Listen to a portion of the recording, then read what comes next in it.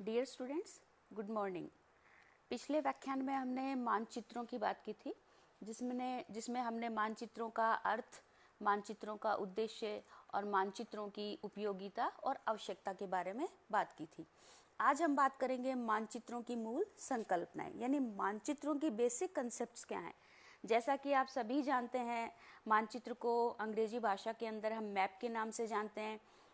Map शब्द की उत्पत्ति जो है वो लैटिन भाषा के मैपा शब्द से हुई है, और मैपा शब्द का लैटिन भाषा के अंदर अर्थ है रुमाल या कपड़े का मेजपोश, अर्थात टेबल क्लॉथ। मध्यकालीन युग के अंदर जो भी मानचित्र कपड़े पर बनाए गए थे, यानी जितने भी वर्ल्ड मैप्स जो कपड़े पे या क्लॉथ पे बने थे, उन्हें मैपा मुंडी के नाम से जाना गया। और लगभग कई शताब्दियों तक मानचित्र के लिए ये शब्द या मैपा मुंडी शब्द जो है वो प्रयुक्त होता रहा। धीरे धीरे ये जो मैपा मुंडी जो है ये मैप या मैप शब्द के अंदर परिवर्तित हो गया। जैसा कि आपको सभी को पता है कि मानचित्र पर हम समस्त पृथ्वी या उसके किसी भी भाग के लक्षण या जितने भी हमें सूचनाएं देनी होती हैं तो वो हम मानचित्रों के द्वारा प्रदर्शित करते हैं। अलग अलग प्रकार के हम मानचित्र बनाते हैं। तो किसी भी प्रकार का हम मानचित्र बनाएं तो उस मानचित्र के अंदर ये बेसिक कंसेप्ट या मूल संकल्पनाएं होना आवश्यक है। अब मानचित्र के अंदर मूल संकल्पनाओं से हमारा तात्पर्य है कि वे लक्षण जो मानचित्र के अंदर हमेशा विद्यमान या मौजूद रहते हैं। मानचित्रों के हम बात करें तो मुख्यतः 5 संकल्पनाएं हैं। पहली संकल्पना है मापक, दूसरा है मानचित्र प्रक्षेप, तीसरी है पृथ्वी का द्विविमीय निरूपण, अगला चौथा है प्रतीकात्मक निरूपण और पांचवा है समतल सतह पर निरूपण। तो बात करें हम पृथ्वी की इन संकल्पनाओं की, तो पहली संकल्पना है मापनी। इससे पहले मापनी की बात करें तो मापनी से क्या तात्पर्य है ये हमें समझना होगा। तो कागज के ऊपर 2 स्थानों के मध्य की दूरी और धरातल पर उन्हीं 2 स्थानों के मध्य की दूरी के अनुपात को हम मापनी या स्केल कहते हैं। अब चूंकि पृथ्वी के या संपूर्ण पृथ्वी अथवा उसके किसी भूभाग को मानचित्र के द्वारा हम छोटे रूप में मानचित्र के द्वारा छोटे रूप में हम कागज के ऊपर दिखाते हैं। तो जो भी मानचित्र हम बनाते हैं उस मानचित्र को बनाने के लिए पहले हम एक मापनी का निर्धारण करना होता है, यानी एक निश्चित मापनी लेते हैं कि कितने बड़े भूभाग को हमें कितने बड़े कागज या कितने छोटे कागज के ऊपर उतारना है। अर्थात कागज की दूरियां, कागज के ऊपर जो मानचित्र के ऊपर जो दूरियां हैं वो, और जो ग्राउंड के ऊपर जो एक्चुअल डिस्टेंसेस हैं उनका अनुपात मानचित्र के हर बिंदु पर समान होना चाहिए। इसका मतलब मानचित्र के द्वारा हम मानचित्र के ऊपर 2 स्थानों के मध्य की दूरी हम ज्ञात करके धरातल की जो वास्तविक दूरी है उन्हीं 2 स्थानों के बीच की दूरी वो ज्ञात कर सकते हैं। मानचित्र के ऊपर हम लंबाई, चौड़ाई और उस पूरे भूभाग का क्षेत्रफल मापनी के द्वारा ज्ञात किया जा सकता है। अब बात करें कि जिस मानचित्र के अंदर मापनी नहीं होती, तो जैसा कि पिछले व्याख्यान में मैंने बताया था, ऐसे मानचित्रों को हम रेखा मानचित्र या हम रेखा चित्र या स्केच जो हैं या स्केच मैप्स के नाम से हम जानते हैं। तो बिना मापनी के हम मानचित्र की कल्पना भी नहीं कर सकते। अक्सर हम मैप देखते हैं तो मैप के नीचे नोट टू स्केल लिखा रहता है, इसका मतलब वह मानचित्र नहीं है। ये चीज़ ध्यान में रखिए, वह स्केच या रेखा चित्र है। जैसे ही आप उसके नीचे मापनी लिख देंगे, किसी भी फॉर्म में लिख दें, तो इसका मतलब वो मानचित्र है, रेखा चित्र नहीं है। अब मापनी या स्केल का चयन कैसे करते हैं? तो स्केल का चयन हम करते समय 2 चीजें ध्यान में रखते हैं। पहला, कागज का आकार, यानी जिस पेपर के ऊपर हमें मानचित्र बनाना है, अर्थात धरातलीय भूभाग को किसके ऊपर दिखाना है? कागज के ऊपर दिखाना है, तो कितना बड़ा हमें मानचित्र बनाना है। दूसरा हमारा है उद्देश्य, मानचित्र बनाने का उद्देश्य क्या है, यानी आपको यथाकृतिक मानचित्र बनाना है, यानी आकृति शुद्ध दिखानी है, या फिर इक्वल एरिया मानचित्र दिखाना है, अर्थात क्षेत्रफल की शुद्धता चाहिए, या फिर आपको ट्रू डायरेक्शनल या शुद्ध दिशा मानचित्र बनाना है। तो दूसरा है हमारा मोटिव या उद्देश्य। उन दोनों चीजों को यानी कागज का आकार और मोटिव को ध्यान रखकर हम मापनी का सिलेक्शन करते हैं और उसके पश्चात या तत्पश्चात हम मानचित्र का निर्माण करते हैं। इसके साथ ही मानचित्र के ऊपर मापनी जो है वो 3 रूपों में प्रदर्शित की जाती है। पहला कथनात्मक रूप में। कथनात्मक रूप में मानचित्र के नीचे आप देखें तो लिखा होगा 1 सेंटीमीटर बराबर 5 किलोमीटर या 1 सेंटीमीटर बराबर 10 किलोमीटर, अर्थात कागज की जो 1 सेंटीमीटर दूरी है वो धरातल की 10 किलोमीटर दूरी को प्रदर्शित करेगी। दूसरी विधि है गणितीय विधि। गणितीय विधि के अंदर आप देखें तो आप मानचित्र के नीचे आप पाएंगे आरएफ बराबर 1:1 लाख 1 करोड़ ये लिखा होगा। तो ये मेथड जो है मानचित्र को मैथमेटिकल फॉर्म में प्रदर्शित करने की विधि है।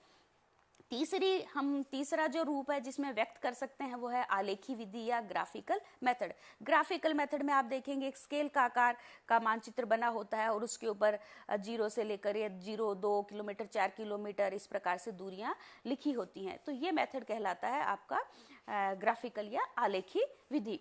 जिस मानचित्र को किसी भी मानचित्र को हमें एनलार्ज करना हो, रिड्यूस करना हो, जैसे मूल मानचित्र को छोटा करना हो या बड़ा करना हो, तो जो मूल मानचित्र जो है उसके ऊपर हम हमेशा ग्राफिकल मेथड के द्वारा स्केल को व्यक्त करते हैं।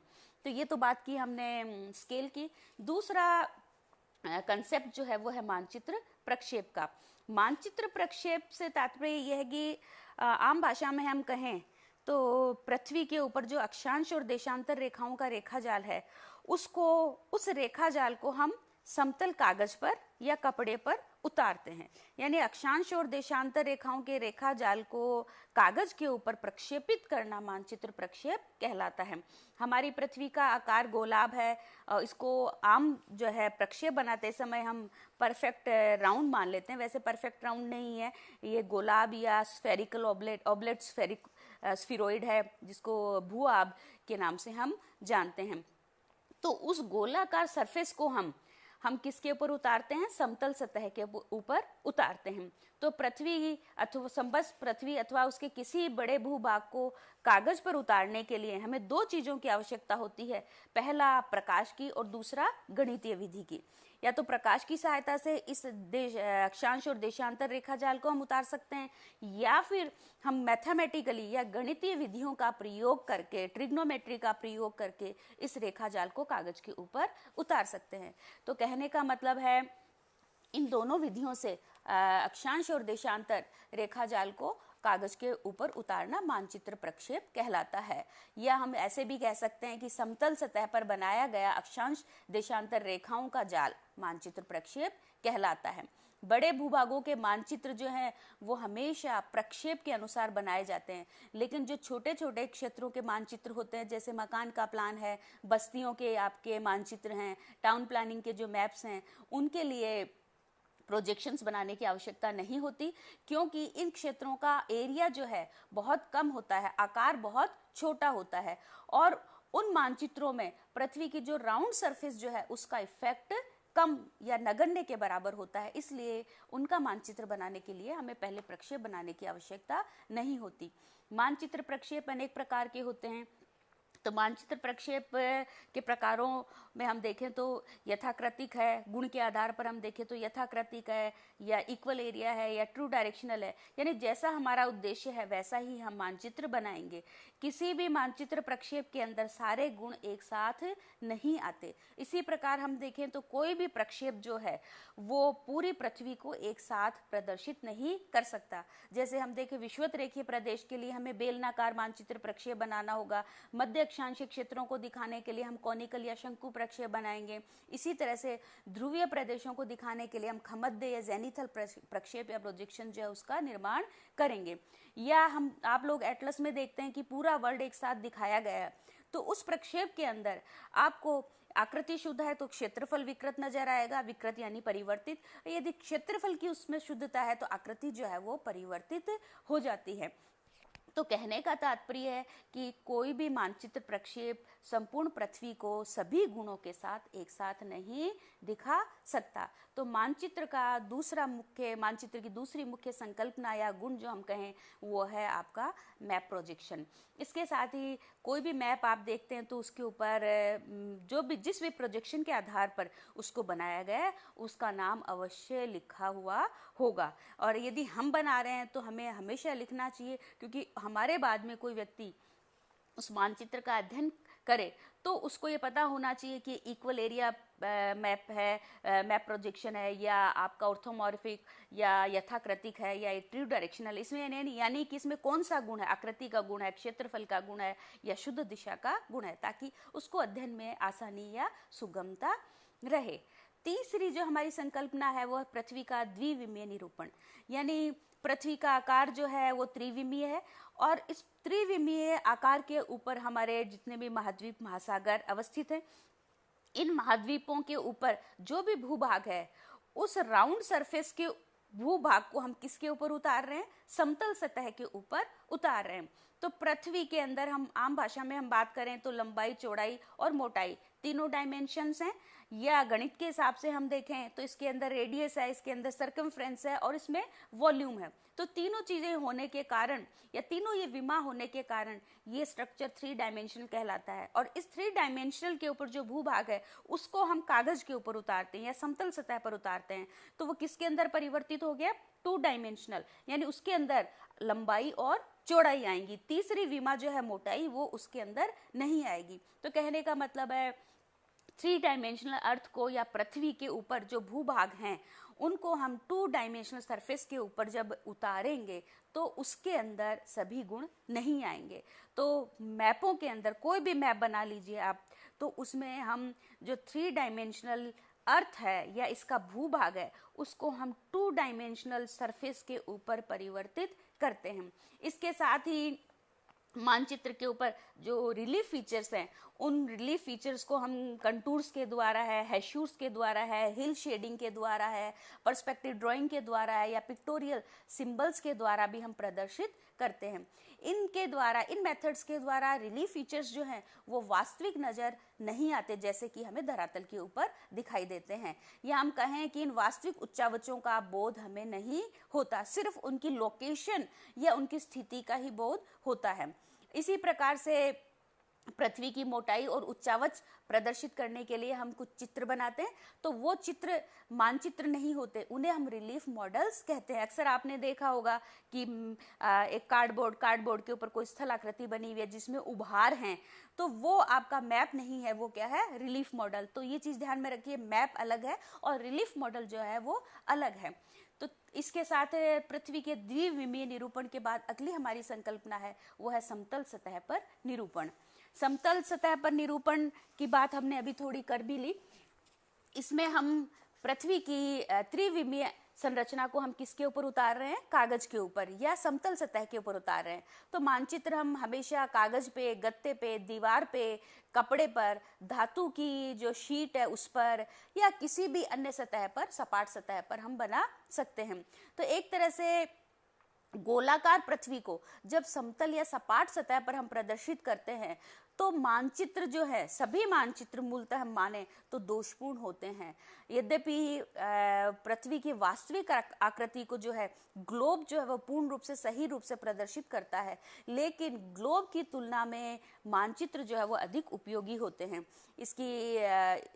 इसके बारे में हमने कल भी बात की थी पिछले व्याख्यान में, आज भी एक थोड़ी सी हम चर्चा कर लेते हैं। इसके कई कारण हैं, क्योंकि मानचित्र ग्लोब की तुलना में अधिक उपयोगी है। इसके निम्न कारण है। पहला कारण हम देखें तो मानचित्र में समस्त पृथ्वी को हम एक दृष्टि से, यानी पूरे संसार को हम एक दृष्टि से देख सकते हैं, लेकिन ग्लोब के ऊपर आपको एक दृष्टि में पृथ्वी का केवल आधा भाग ही दिखाई देता है। दूसरा हिस्सा देखने के लिए आपको ग्लोब को रोटेट करना पड़ेगा। इसके साथ ही ग्लोब के ऊपर मानचित्र के ऊपर हम ग्लोब की तुलना में विवरणों को अधिक विस्तार पूर्वक प्रदर्शित कर सकते हैं। मानचित्र को लाने ले जाने में अथवा एक स्थान से मानचित्र को मोड़कर रखने में अथवा उसको एक स्थान से दूसरे स्थान पर लाने ले जाने में भी सरलता रहती है। मानचित्रों को हम कम समय में, कम पूंजी में आसानी से बना सकते हैं और आजकल तो हम इनको एनलार्ज और रिड्यूस भी कर सकते हैं मशीन के द्वारा तुरंत, लेकिन ग्लोब्स को ऐसा नहीं किया जा सकता। इसके साथ ही मानचित्र के ऊपर हम स्केल रखकर, साधारण स्केल रखकर दूरियां आसानी से हम नाप सकते हैं, लेकिन ग्लोब का सरफेस राउंड होने के कारण दूरियों का मेजरमेंट जो है वो पूर्णता या पूर्ण शुद्ध रूप में नहीं किया जा सकता। इसके साथ ही किसी छोटे क्षेत्र का मानचित्र बनाने के लिए हमें पूरे देश या पूरे महाद्वीप का मानचित्र बनाने की आवश्यकता नहीं होती, परंतु ग्लोब पर किसी भूभाग को दिखाने के लिए हमें पूरी पृथ्वी का ग्लोब बनाना पड़ता है। तो इस कठिनाई के फलस्वरूप ग्लोब पर किसी छोटे क्षेत्र को मानचित्र की तरह मापनी पर प्रदर्शित नहीं किया जा सकता। हालांकि ग्लोब पृथ्वी का लघु रूप है, मिनिएचर है, लेकिन फिर भी मानचित्र जो है वो ग्लोब की तुलना में अधिक उपयोगी होते हैं। अगली हम संकल्पना की बात करें तो वह है प्रतीकात्मक निरूपण यानी सिंबॉलिकल रिप्रेजेंटेशन। मानचित्र पर धरातल के जितने भी प्रतिरूप हैं उनको हम सिंबल्स के द्वारा प्रदर्शित करते हैं।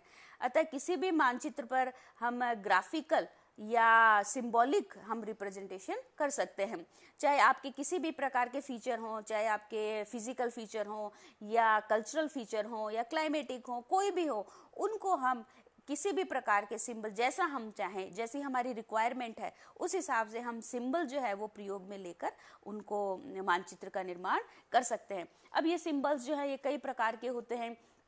पहला है रूढ़ प्रतीक। रूढ़ प्रतीक जो भी हम कलर यूज में ले रहे हैं या कोई भी सिंबल जो आप यूज में ले रहे हैं। दूसरा है ज्यामितीय। ज्यामितीय के अंदर जहां भी हमें किसी चीज की उत्पत्ति या लोकेशन दिखाना हो वहां पर हम ज्योमेट्रिकल सिंबल्स जैसे ट्रायंगल है, रेक्टेंगल है, स्क्वायर है, ये बना देंगे। नेक्स्ट है पिक्टोरियल या चित्रमय प्रतीक। चित्रमय प्रतीक के अंदर हम किसी भी चीज की लोकेशन दिखानी हो, उत्पत्ति दिखानी हो, वहां पर जिस चीज का उत्पादन दिखाना हो उस वस्तु के आकार का हम वहां पर चित्र बना देते हैं। नेक्स्ट है मूलाक्षर। मूलाक्षर में यानी लिटरल प्रतीक है, यानी किसी वस्तु का जो नाम है इंग्लिश के अंदर जो उसका पहला लेटर है उसको उस स्थान का चाहे उत्पादन हो या वहां पर पाई जाती है वहां पर वह लेटर जो है मानचित्र के अंदर बना देते हैं।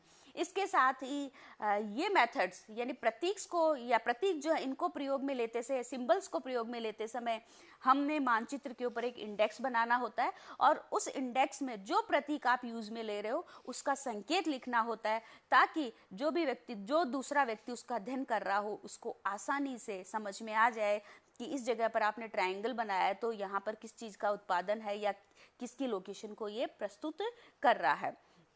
तो मानचित्र में हमें कहने का तात्पर्य है कि यथासंभव प्रतीकों का प्रयोग करना चाहिए जिनका अर्थ बिना संकेतों के भी समझा जा सके। इसके साथ ही हम देखें तो मानचित्रों के अंदर ये पांचों संकल्पनाएं मौजूद होती हैं, लेकिन कई बार ऐसा होता है, कोई जरूरी नहीं है कि सभी प्रकार की पांचों ये कॉन्सेप्ट जो है सभी मानचित्रों के अंदर पाई जाए, क्योंकि मानचित्र अलग अलग प्रकार के होते हैं, हमारा मोटिव अलग होता है, उनके गुण अलग होते हैं, विशेषताएं हमें अलग अलग दिखानी होती हैं, तो उसके आधार पर हम मानचित्रों का निर्माण करते हैं। जैसे हम बात करें आप ये क्लाइमेटिक आप वह मानचित्र दिखाना चाह रहे हैं, ड्रेनेज मैप आप दिखाना चाह रहे हैं, तो ड्रेनेज मैप में हम रिवर्स जो है नदियां जो हैं वो दिखा देंगे, लेकिन जो आपके प्रतीक जो हैं इनको दिखाने की आवश्यकता नहीं है।